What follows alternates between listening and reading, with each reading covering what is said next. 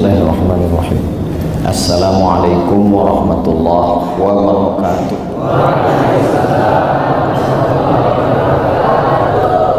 Baru ini saya khutbah 3 kali. Pertama, saya mengucapkan syukur kepada Allah karena diizinkan berjumpa dengan orang baik di tempat paling baik, di majelis yang baik, membicarakan yang baik. Mudah-mudahan nanti disatukan dengan manusia terbaik, Nabi besar Muhammad SAW. Yang kedua, bersalawat kepadanya. Inna salatakum ma'rudatun alayya. Salawat kalian nanti semuanya akan ditunjukkan ke makamku, kata dia. Kaifa salatuna ma'rudatun alayka wa qad arimta. Bagaimana mungkin salawat kami dibawa ke makammu padahal engkau sudah meninggal dunia? Beliau menjawab, innallaha harramal arda ajsadal anbiya. Allah mengharamkan tanah memakan jasad para nabi. Maka salawat kita semua dari Masjid Al-Madinah ini ditunjukkan ke makam Nabi Muhammad sallallahu alaihi wasallam. Allahumma salli ala sayyidina Muhammad wa ala ali sayyidina Muhammad. Selesai sholat subuh tadi, saya langsung ke airport dari Pekanbaru, sampailah ke Cengkareng, kemudian dibawa ke Masjid Al-Madinah, disambut Masya Allah, tabarakallah. Saya merasa sudah pakai jaket cukup bagus, ternyata harus dilepas, diganti yang baru yang ada tulisan dompet duafa.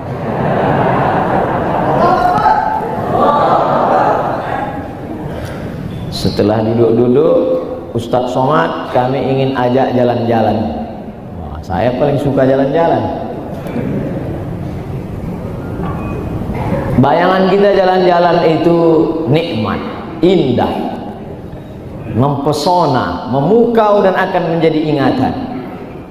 Begitu dibawa, melihat orang terbaring semuanya, orang sakit. Di samping mereka ada kotak seperti dispenser. Tapi dispenser di rumah saya kalau dipencet keluar air. Ini di dalam paralon selang itu saya lihat merah. Rupanya mesin cuci darah.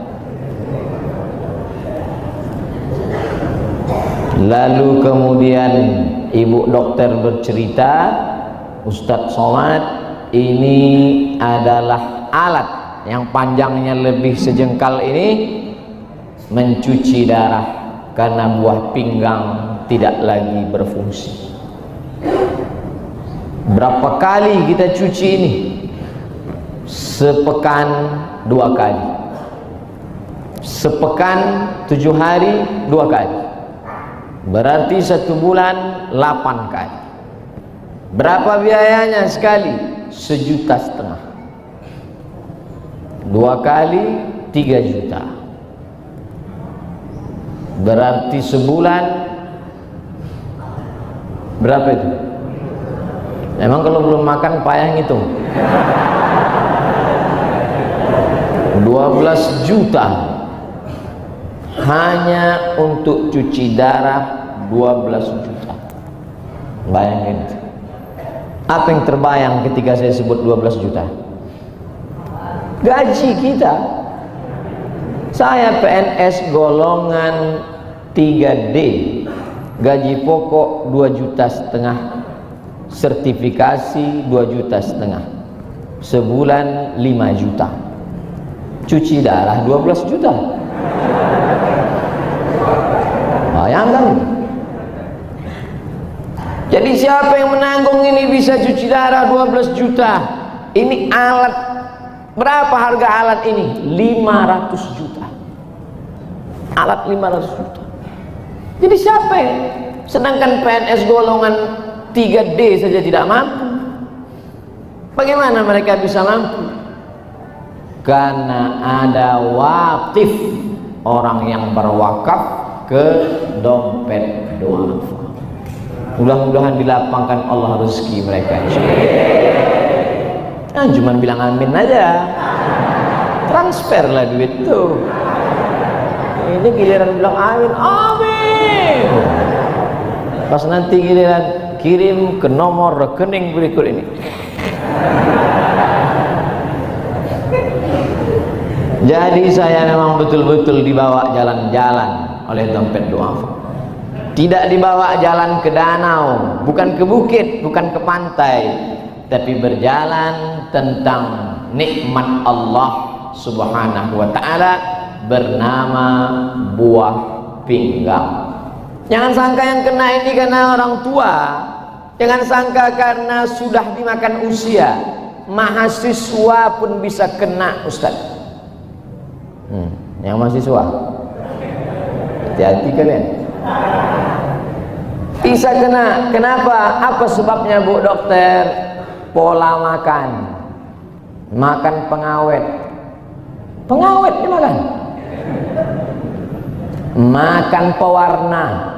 Tak saya tambah, tak saya kurang. Itu omongan Bu Dokter tadi. Ternyata yang kita makan selama ini pengawet dan pewarna, merusak buah pinggang. Maka makanlah makanan yang sehat. Makanan sehat. Makanya nanti kalau ada yang ngajak makan di restoran mewah, mahal, makan, saya tak makan. Kamu puasa? Enggak, ini nampaknya pengawet dan pewarna.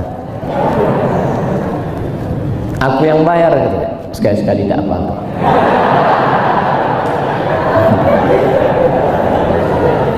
Jaga kesehatan. Faktor kedua memang gen keturunan, Pak Ustaz. Apa maknanya? Bahwa Allah masih buat kita sehat hari ini, itu nikmat besar, harus disyukuri. Mensyukuri nikmat, siapa yang mengajarkan cara mensyukuri nikmat? Nabi Muhammad sallallahu alaihi wasallam. Lima fa'alta hadza ya Rasulullah? Untuk apa engkau salat begitu lama wahai Rasulullah? Sampai bengkak kakimu, tegakmu lama, ayatmu panjang. Qad ghafarallahu laka ma taqaddama min dzambika wa ma ta'akhkhar. Dosamu yang lalu, yang sekarang, yang akan datang sudah diampunkan Allah. Untuk apa lagi kau salat begitu lama? Apa jawab Nabi? Afala akuna abdan syakura. Aku ingin menjadi hamba Allah yang bersyukur.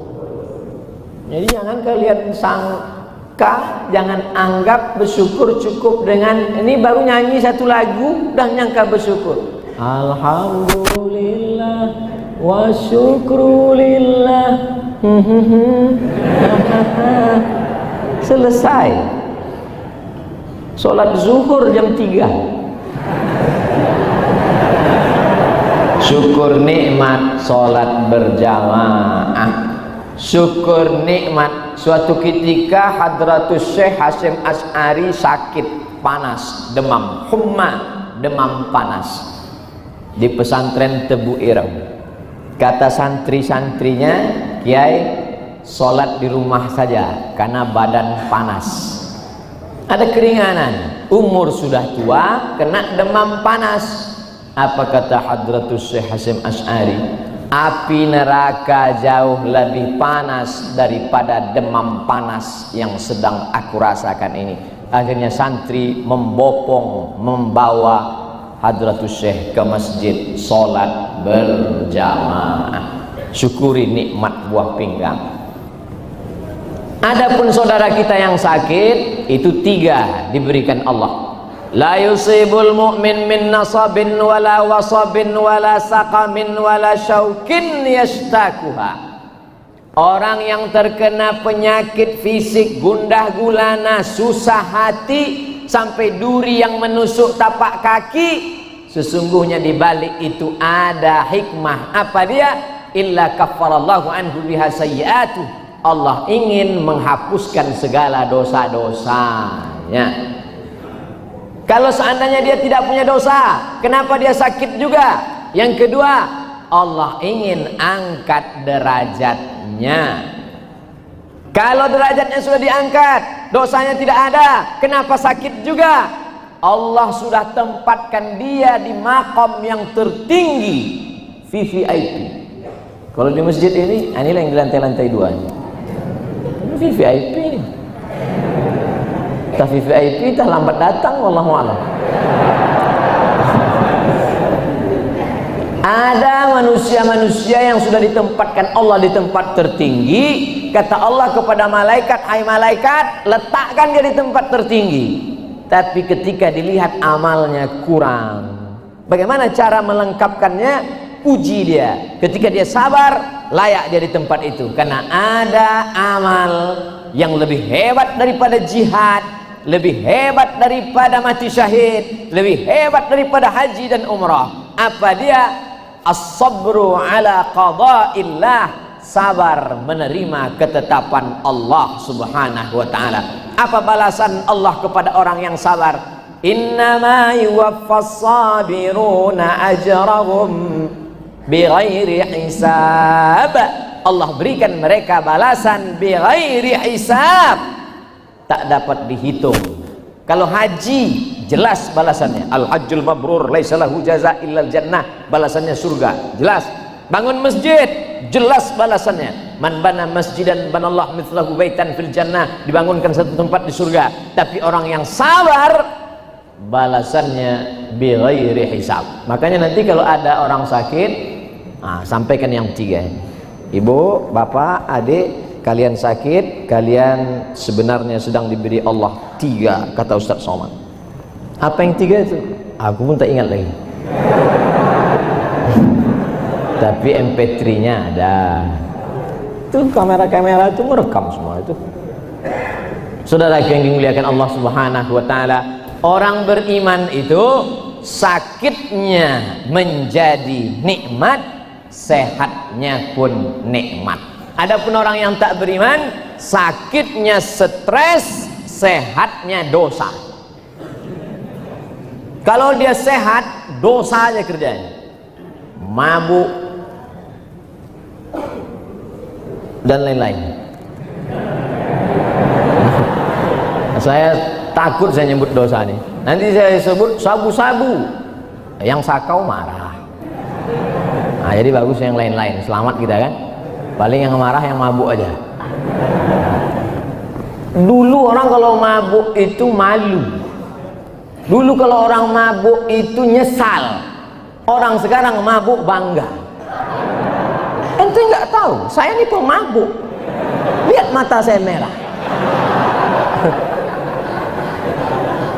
Saya kalau ada orang gitu, Ustaz nggak tahu saya ini pemabuk, mata saya merah. Ikan busuk pun merah matanya. Kalau mata merah mau kau tunjukkan ke aku.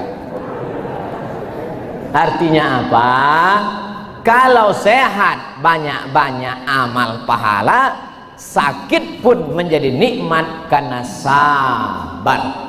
Oleh sebab itu maka sering-sering jenguk orang sakit untuk mengingatkan nikmat sehat. Kita ini tidak pernah mensyukuri nikmat buah pinggang. Ustaz kok dari tadi buah pinggang? Itu yang saya tengok. Itulah yang saya bahas. Kita nggak usah membahas tentang yang tidak-tidak, yang dekat-dekat aja. Afala yanzuruna ilal ibili kaifa khuliqat. Apakah mereka tidak melihat bagaimana onta diciptakan? Wa ilas samai kaifa rufi'at. Bagaimana langit diangkat ke atas? Apa maknanya? Kita disuruh mikir yang dekat-dekat, jangan mikir yang jauh-jauh, yang dekat-dekat aja. Ini kadang jamaah ini mikir jauh-jauh. Ustaz, ada yang mau saya tanyakan nih Pak Ustaz. Apa yang mau kau tanya? Nanti kalau kita ke bulan, kiblatnya di mana ya? Ngapain kau pikir jauh-jauh? Pikirkan aja apa amal menjelang tanggal 9 besok. Pikir aja besok. Yukaffirus sanatal madiyata wal baqiyata. Diriwayatkan oleh Abu Qatadah Al-Ansari, sahabat Nabi. anna Rasulullah sallallahu alaihi wasallam su'ila an shaumi Arafah. Nabi Muhammad sallallahu alaihi wasallam ditanya tentang puasa Arafah, apa balasan pahalanya? Nabi menjawab, yukaffirus sanatal madiyata wal baqiyata, mengampunkan dosa setahun yang lalu dan setahun yang akan datang. Besok tanggal 9, yang hari ini puasa, bagus. Ustaz puasa hari ini, tadi saya makan sahur, pas sampai di sini banyak makanan.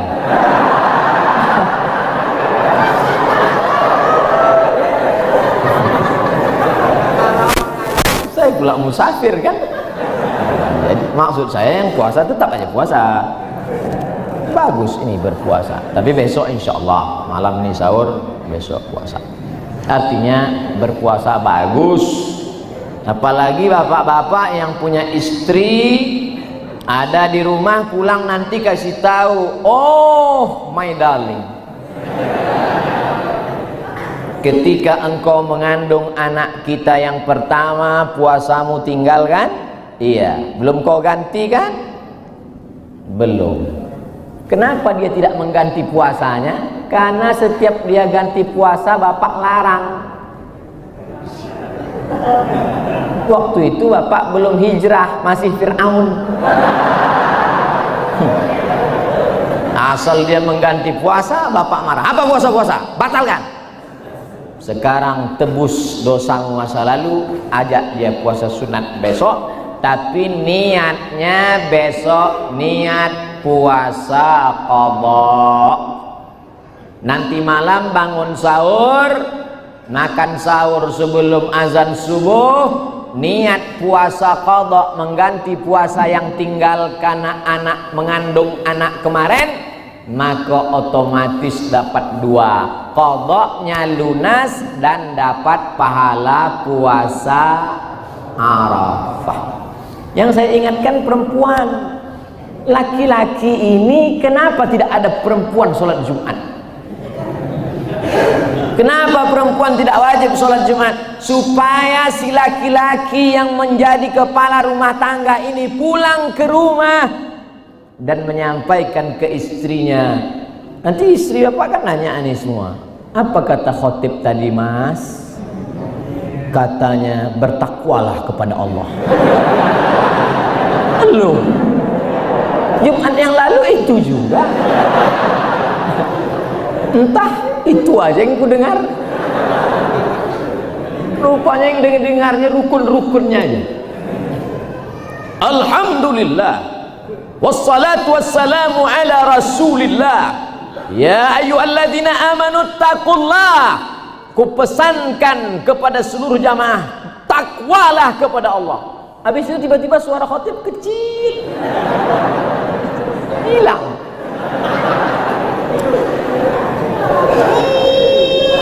Sunyi. Tidak di Masjid Al-Madinah, masjid lain. Masjid sini saya perhatikan tadi, saya sudah 4 bulan tak khutbah Jumat. April, Mei, Juni, Juli, sekarang 9 Agustus. Makanya tadi rupanya kalau sudah 4 bulan gak khutbah itu lupa penutupnya. Berhenti saya sebentar. Innallaha ya'muru bil adli wal ihsan wa ita'i dzil qurba wa yanha 'anil fahsya'i wal munkari wal baghi ya'dzukum la'allakum tadhakkarun fadhkurullaha al-'azim yadhkurkum was'aluhu min fadlihi yu'tikum. Sempat juga saya cemas tadi. Apalah penutupnya? Kan tak mungkin kita bilang, udah ya selesai. Itu pelajaran itu bagi adik-adik. Tolong kalian ingat penutup. Doa pun gitu juga. Di sini boleh ketawa, tapi nanti kalau pas praktek, artinya apa? Terus membiasakan diri dalam kebaikan supaya tidak Sholat berjamaah. Sholat berjamaah ini nampaknya ringan. Nih, orang-orang yang soleh-soleh ini merasa ringan sholat berjamaah. Tapi kalau sudah ditinggalkan sekali, tinggal 2 kali, tinggal 3 kali. Oleh sebab itu maka terus melaksanakan syukur kepada Allah Subhanahu wa taala. Mensyukuri satu nikmat buah pinggang aja tak selesai. Belum lagi nikmat gendang telinga, belum lagi nikmat kornea mata, belum lagi nikmat lidah, belum lagi nikmat tetesan darah, belum lagi nikmat paru-paru, belum lagi nikmat jantung.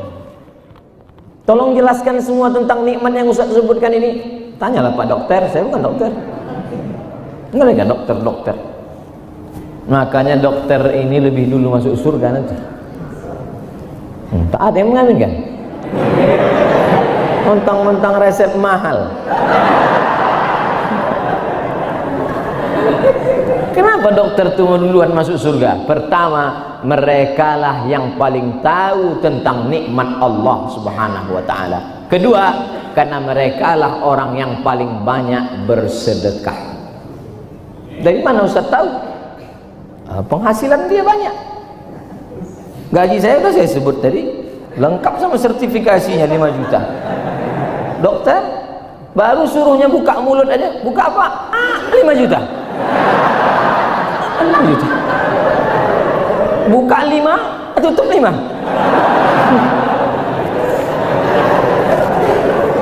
Bayangkan dulu. Oleh sebab itu maka siapa yang paling mulia di antara kita ini yang ramai ini? Siapa yang paling baik? Anfa'uhum linnas, yang paling bermanfaat buat orang lain. Itulah yang paling baik.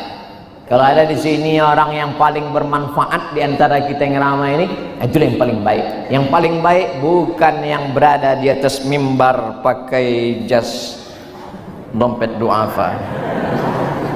Bukan. Yang paling baik, paling mulia bukan. Siapa yang paling mulia? Siapa yang kira-kira dari terbit matahari tadi sampai sholat Jumat ini, siapa yang kira-kira yang paling bermanfaat? Itulah yang orang paling baik. Tapi sekarang kan orang bukan paling bermanfaat. Sekarang yang paling banyak itu adalah orang yang paling banyak memanfaatkan orang lain.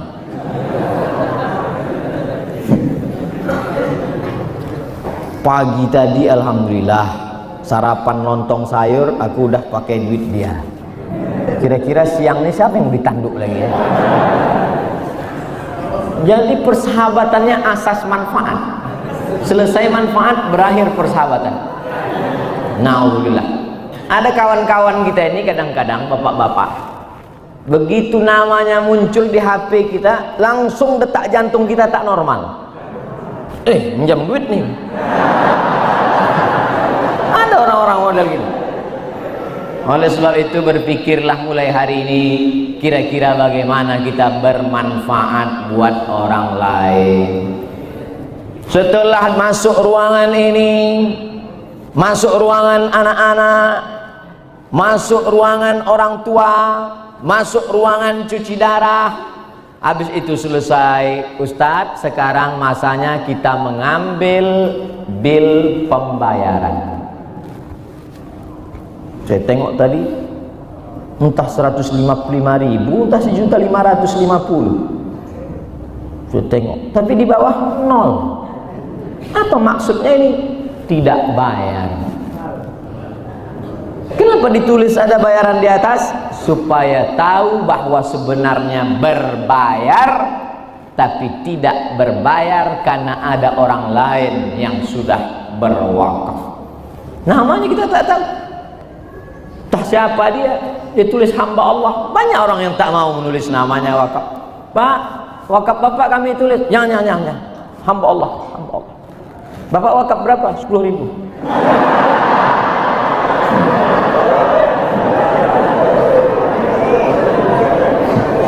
Wakaf tunai. Wakaf tunai pakai duit. Bagi anak-anak muda yang ingin berwakaf namanya wakaf tunai. Adapun orang-orang tua itu yang sudah punya aset, punya tanah, wakaf mobil. Jangan sibuk sibuk cari harta karena mobil tidak bisa dibawa ke surga. Kata siapa? Siapa yang bilang mobil tak bisa dibawa ke kubur? Jangan sibuk cari harta karena mobil tidak dibawa ke kubur. Kata siapa? Datang ke komplek dompet Duafa. Di bawah tuh ada mobil yang bisa masuk ke liang kubur. Apa nama mobilnya? Barzakh. Tolong adik-adik sebelum pulang dari sini berfoto dulu di situ. Barzakh. Update. Alhamdulillah bisa foto dengan mobil yang bisa masuk ke kubur. Meninggal orangnya, mobil itu membawa jenazah, mobil itu dipakai membawa orang sakit, mengalir pahalanya. Engkau punya duit banyak, kau beli mobil harganya 2 miliar. Mobil orang yang tabrakan, kau yang pucat. Kenapa? Belum lunas. Klaksonnya kredit, kredit, kredit. Bayar angsuran, bayar angsuran, bayar angsuran. Tinggal 1.900.000.000. Tinggal 100 lagi lunas. Tinggal sedikit lagi lunas. Datang malaikat maut. Mati. Siapa makai mobil 2 miliar itu? Lakinya yang baru.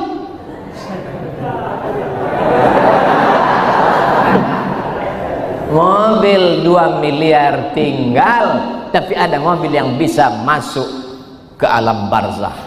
Barzakh mobil. Oleh sebab itu maka sibuk cari rezeki, silakan. Sibuk cari harta, silakan. Tapi kalau orang yang sibuk ini kadang nggak sempat olahraga. Tak sempat. Banyak orang menduga saya, Ustadz nggak pernah olahraga ya? Jangan sepele ente. Maka saya pun dibawa olahraga tadi, bawa tuh samping suruh, bawa ke sana. Dikasih mereka saya panah. Disangkanya saya tak pandai mana. Dia tak tahu somat hud. Mana lah saya pakai. Bulatan kena. Enggak, tak sampai. Sikit lagi. Pokoknya masuklah bulatan. Mungkin tembakan pertama karena nggak sengaja nih. Dia tidak ngomong gitu, tapi dari tatapan matanya bisa kubaca. Kasih sekali lagi, saya panah, kena lagi lingkaran. Yang ketiga, kena lagi. Yang keempat, kena lagi. Tapi di awal sudah saya bilang, tolong yang kalian viralkan yang kena aja. Adapun yang kena putih yang jatuh jangan. Artinya apa? Olahraga. Alimu auladakum as-sibahah. Ajarkan anak-anak kamu as-sibahah, berenang, warrimayah, memanah, warukubal khail, menunggang kuda. Asar, kalimat dari salafus salih, olahraga, berenang, memanah, naik kuda. Memanah murah. Situ ada saya tengok 3 kotak wakaf memanah. Tapi karena saya ustaz tak diminta. Ustaz lewat aja kan. Tak tahu lah, entah nanti sore ditagih. Mana? Sehat badan kita mana? Mata kita tajam. Ini kadang-kadang anak-anak muda ini bukan panah itu penting, panah asmara. La ilaha illallah Muhammadur Rasulullah. Pokoknya kalian cita-citanya harus tinggi. Apa cita-citamu nanti kalau sudah besar, nak? Jadi PNS. Masuk pagi, keluar petang. Tet jam 8. Sore tet jam 4. Dari jam 3 ke jam 4 ke mall. Digaji oleh negara. Memakan uang orang banyak. Kenapa engkau tidak berkarir? Kenapa engkau tidak bekerja? Kenapa engkau tidak bisnis? Cita-citamu tinggi. Kalau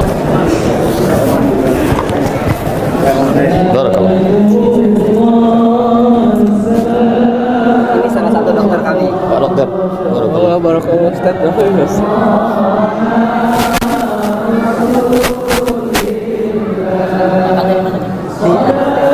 Barakallah, doain anak-anak yang bisa jadi hafiz Quran. Allahumma ja'alna min hafazil Quran wa Allahumma ja'alna min hamalatil Quran. Minta doanya Ustaz. Barakallah. Barakallah. Barakallah. Barakallah. Barakallah. Barakallah. Barakallah.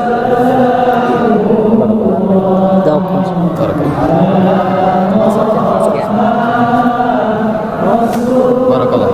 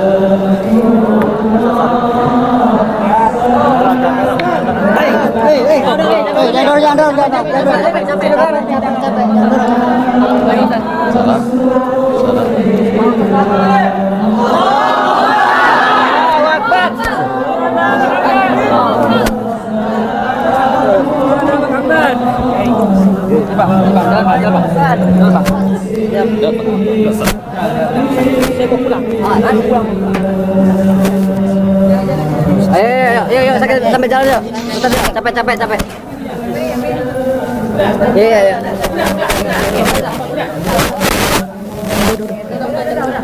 Udah.